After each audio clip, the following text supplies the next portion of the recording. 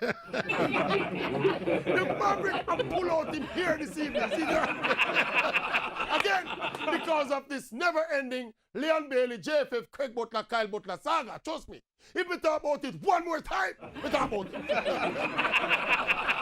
Seriously, Leon Bailey has finally spoken, basically saying that if his adopted brother Kyle Butler not playing for the national team, he Bailey will not play.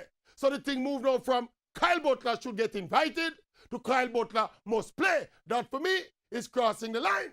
The thing officially reached stick-up proportion now. But you know, between the JFF and Coach Tapper Whitmore, it should have never come to this.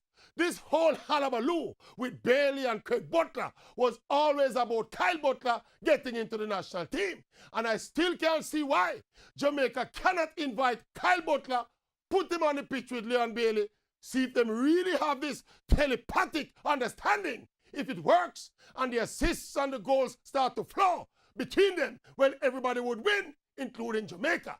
If there is no magical connection and the whole Jamaica see that Kyle Butler's quality is below par, if Craig and Leon still insist and persist with the stick up, again, the whole Jamaica would see and pass them judgment.